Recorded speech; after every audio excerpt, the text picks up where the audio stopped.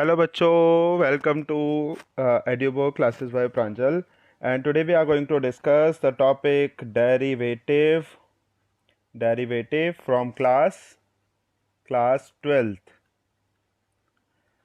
So derivative का मतलब अगर मैं समझाऊं, डेरिवेटिव का मतलब होता है चेंज किसी भी मैथमेटिकल फंक्शन में चेंज अगर कुछ भी हो रही है वैल्यू, ठीक है, अलग अलग वैल्यूज़ के इनपुट पे, तो हम बोलते हैं यहाँ पर चेंज। लेकिन अगर मैं यहाँ पे बात करूँ प्रॉपर डेफिनेशन की, तो यहाँ पर प्रॉपर डेफिनेशन जो आती है वो क्या आती है? Change in one variable with respect to को WRT लिखते हैं of course, with respect to another variable, ठीक है। अब इसका मतलब ज़रा समझते हैं। इसका मतलब यहाँ पर यह है कि अगर एक वेरिएबल में चेंज कर रहे हैं तो दूसरे वेरिएबल में क्या चेंज आ रहा है ये मुझे बताना है, ठीक है। तो मैं एक इक्वेशन ले लेता हूँ आपको समझाने के लिए। सपोज मैंने बोला कि y is equals to x+1 कोई एक फंक्शन है, y is equals to x+1 कोई एक फंक्शन है, और मुझे जो है इसके अंदर चेंज फाइंड करना है। I don't have formula, I don't have anything, I am just discussing the basics, ठीक है, कि ये कंसेप्ट आया कैसे। देखिए, अगर मैं यहाँ पर x की जगह putting x is equals to 0, y की वैल्यू क्या आ गई 1, फिर उसके बाद पुट करता हूँ putting x is equals to 1 डालते हैं, तो y की वैल्यू कितनी आ गई 2, फिर उसके बाद मैं एक और वैल्यू डालता हूँ putting x is equals to 2, तो यहाँ पर y की वैल्यू क्या आ जाएगी 2 + 1 3।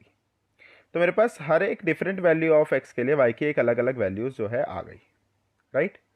अब ज़रा देखते हैं, इनके बीच में चेंज निकालने के लिए बड़े नंबर से छोटा नंबर माइनस करना पड़ेगा, यानी कि 2 - 1 1।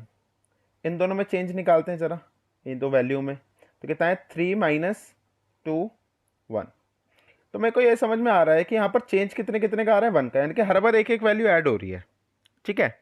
तो ये जो चेंज है, यानी कि मैंने चेंज किस में किया है? मैंने चेंज किया है x की वैल्यू में, और आ किस में चेंज रहा है? y की वैल्यू में चेंज आ रहा है। बात समझ में आ रही है? चेंज किस में कर रहा हूं मैं? x में चेंज कर रहा हूं मैं, x में, लेकिन चेंज कहां आ रहा है? y में। तो यहां पर जिस वेरिएबल की वैल्यू हम चेंज कर पा रहे हैं, इसको बोलते हैं इंडिपेंडेंट वेरिएबल। इसको क्या बोलते हैं? Independent variable. और जिसकी वैल्यू चेंज होके हमें मिल रही है उसको हम बोलते हैं डिपेंडेंट वेरिएबल। बात समझ में आ रही है? यानी कि अगर मैं आपको सिंपल जो हमारी बुक की भाषा है उसमें समझाऊं, तो इसके अंदर मेरे को y इक्वल्स टू fx दिया हुआ है, यहां पर x की वैल्यू क्या हो जाएगी? इंडिपेंडेंट, क्योंकि x की वैल्यू डिफरेंट वैल्यू में पुट कर पा रहा हूं, इंडिपेंडेंट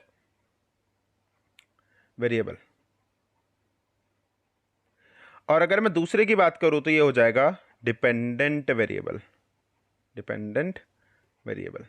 बात समझ में आती है? Independent variable, dependent variable. तो कई सारी बुक्स के अंदर यहां पर ये डेफिनेशन लिखी हुई है कि डिफरेंशिएशन की, the differentiation means change in dependent variable with respect to independent variable. तो दैट इज ऑल्सो करेक्ट, ठीक है। खैर, हमारे जो एग्जाम पॉइंट ऑफ व्यू से है वहाँ पर डेफिनेशन सिर्फ सुनने के लिए ही है, लेकिन मेन काम है इसकी फंक्शनैलिटी कैसे होती है, ठीक है। सो पहले इसकी नोटेशन की बात कर लेते हैं, गिव मी सेकेंड। हाँ, इसकी नोटेशन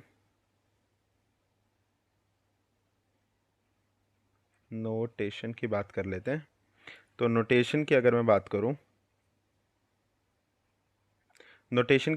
करूं तो अगर मेरे पास फंक्शन है y इक्वल्स टू fx, इसका मेरे को डेरिवेटिव निकालना है। तो डेरिवेटिव्स को दिखाने के लिए, किसी भी फंक्शन के डेरिवेटिव को दिखाने के लिए हम यूज़ करते हैं dy/dx, that is always equals to f-x। So either we can use dy/dx और वी कैन यूज़ f-x। चलिए एक कुछ बातें आपको समझाता हूँ पहले, क्योंकि अगर इसके हमने फॉर्मूले पहले डिस्कस नहीं करे फिर हमारी कहानी हो जाएगी खराब। तो पहले कुछ फॉर्मूले ही डिस्कस कर लेते हैं। So there are some important differentiation formula, some important differentiation formula. So पहला जो फॉर्मूला आता है that is derivative of x की power n upon dx is equals to n x n minus 1। Okay, तो एक बच्चे का भी कमेंट में क्वेश्चन आया है कि why we use derivative as we have a this method जिसके अंदर हम चेंज कर करके पता कर तो रहे हैं, यहाँ पे अलग अलग वैल्यू पुट करते रहेंगे, है ना, और हमारे को वाई के आंसर मिल रहे हैं तो हम डिफरेंस निकाल के चेक कर तो सकते हैं। लेकिन आप मुझे ज़रा ये बताओ सर, आप मुझे ये बताओ कि अगर मैं आपको बोल दूँ कि y is equals to sine 2x plus 9, इसका आप चेंज निकालो, कितने वैल्यू चेंज करने पे क्या वैल्यू चेंज हो रही है, तो आप बोलोगे कि सर ऐसे कैसे पॉसिबल है। तो ऐसे कॉम्प्लेक्स फंक्शंस के लिए we need to understand some formulas and the concept of derivative clearly in detail, right? So the second formula is derivative of log x with respect to dx is equals to 1 by x. The third formula is derivative of e to the power x by dx is equals to e to the power x. It means there is no change in the derivative of e to the power x. Now the next thing is we have some trigonometric formulas also, जैसे कि derivative of sin x with respect to dx is equals to cos x. Derivative of cos x equals to minus sin x. Derivative of tan x with respect to dx is equals to sec square x. Derivative of cot x with respect to dx is equals to minus cosec square x. Derivative of sec x upon में dx equals to sec x, sec x into tan x. Now derivative of cosec x with respect to dx is equals to minus cosec x cot x. ठीक है, so these are some formulas of trigonometry as well as the logarithmic and the other formulas. You need to learn it to solve derivative problem easily. The next, let's discuss some problem based on these formulas. Let's say example number 1. Example 1. What is the question is find dy by dx of y equals to x cube minus 7x square plus 2. अब आप बोलोगे sir आपने तो बस formula लिखाया, आपने change सिखाया नहीं ना। तो अभी देखो क्या कैसे करेंगे इसको समझना, ज़रा इसको समझना कैसे करेंगे। So what we are going to do is we have the formula, so I am starting the solution here that y is equals to x cube minus 7x square plus 2. Now we are writing the statement that differentiate y with respect to x. So now y will be converted into dy by dx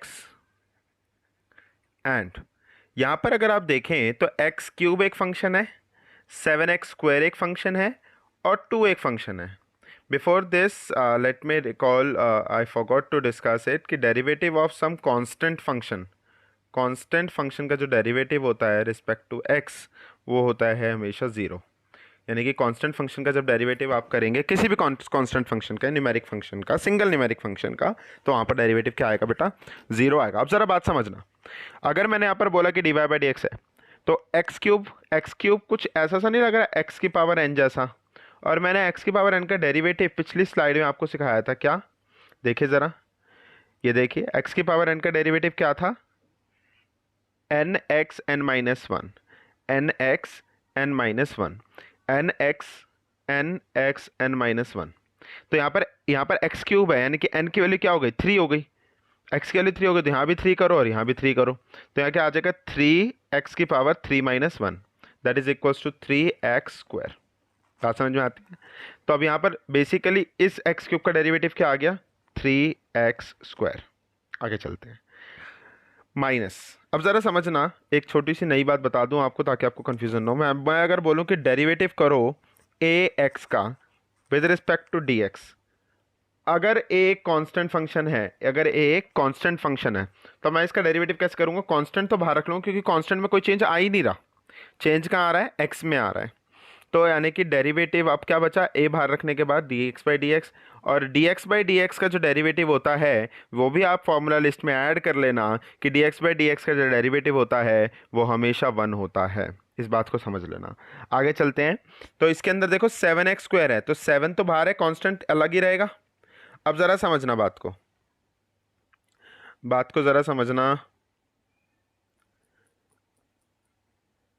तो इसके अंदर let me clear the space to do rough work. Okay, so इसके अंदर देखो आगे x square है, x square वापस से कुछ एक्स की पावर एन जैसा कुछ बन गया। इसका डेरिवेटिव अभी सिखाया था, रटो बोलो।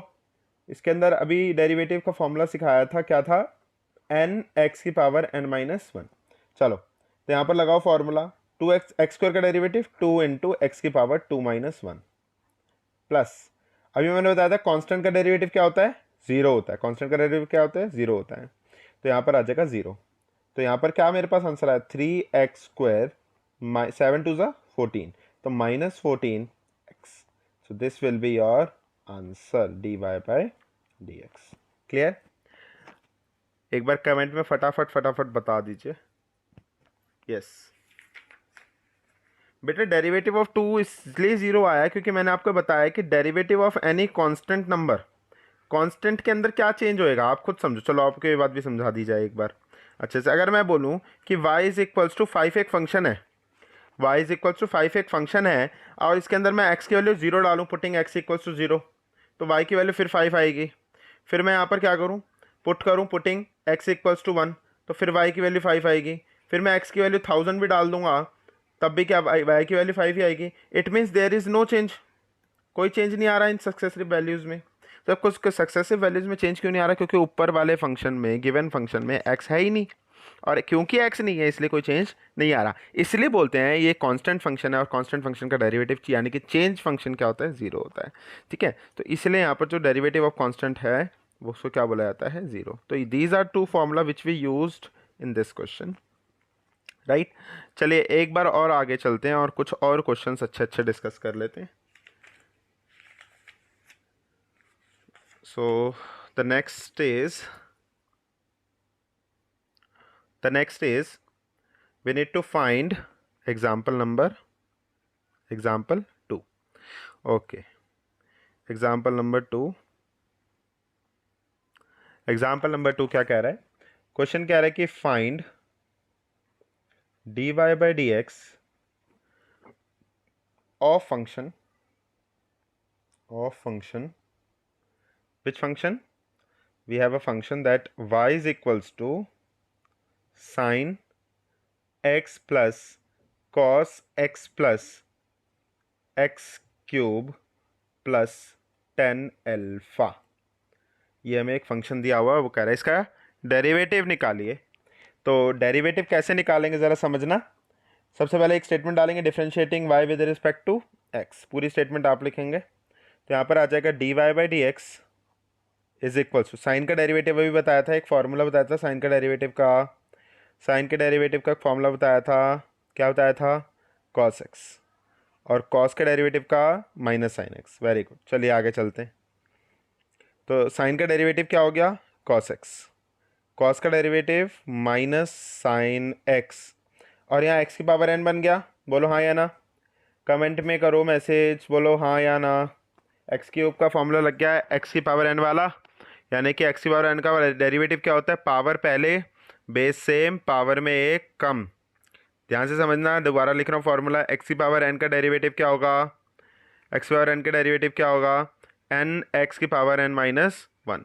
यही होगा, बोलो हाँ या ना, कमेंट में बताओ। चलिए, तो जब हम ये फॉर्मूला लगाएंगे तो हमारे पास ये आंसर आ जाएगा। अच्छा, टेन अल्फा, अब देखिए अल्फा क्या, यहाँ जो फंक्शन था, यहाँ जो फंक्शन हमारे पास था, ये अल्फा पे डिपेंड कर रहा था, अल्फा पे डिपेंड कर रहा था या एक्स पे डिपेंड कर रहा था, एक्स पे डिपेंड कर रहा था। आपने डिफरेंशिएशन किसके रिस्पेक्ट में किया है, एक्स के रिस्पेक्ट में किया है, तो यानी कि बाकी जब सब चीज़ें होंगी वो क्या होंगी, कांस्टेंट होंगी। इसलिए टेन अल्फा को हम कांस्टेंट लेके इसका डेरिवेटिव क्या कर देंगे, जीरो कर देंगे। तो यहाँ पर मेरे पास डेरिवेटिव क्या आएगा, cos x minus sign x plus 3x²। बात समझ में आती है, बोलो हाँ या ना, बोलिए, कमेंट में बताइए, कमेंट में बताइए एक बार, एनी डाउट, आगे चलें। तो ये इसका डेरिवेटिव आ गया। चलिए, अब एक फंक्शन मैं आपके लिए होमवर्क में छोड़ देता हूँ। होमवर्क के अंदर मैं आपको कुछ फंक्शन दे देता हूँ। आपको मैं y इक्वल्स टू एक्स की पावर 9 प्लस 99 एक्स की power 2 plus 2, y is equals to, ये फर्स्ट क्वेश्चन हो गया, ये सेकंड क्वेश्चन हो गया, y is equals to 99 x की पावर 99 प्लस 264 एक्स की पावर 29 प्लस 29 एक्स, इसका डेरिवेटिव आपने करके देना है। क्लियर, और दे दूँ ठीक है, चलो 2 क्वेश्चन और ले लो, 2 क्वेश्चन और ले लो, चलो 2 क्वेश्चन और ले लो, 1 मिनट।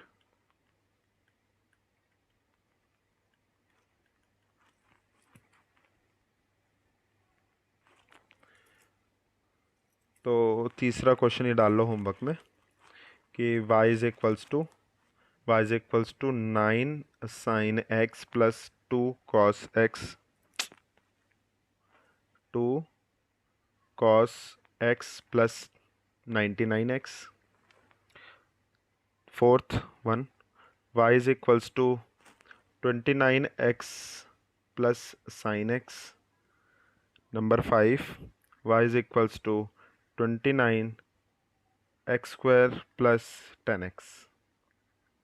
ठीक है, सो आज यही वीडियो ख़त्म करते हैं। Thank you for watching the video, and अगर इस वीडियो से लाइक वैल्यू मिली हो तो प्लीज़ लाइक करना, कमेंट करना और शेयर करना। Thank you very much.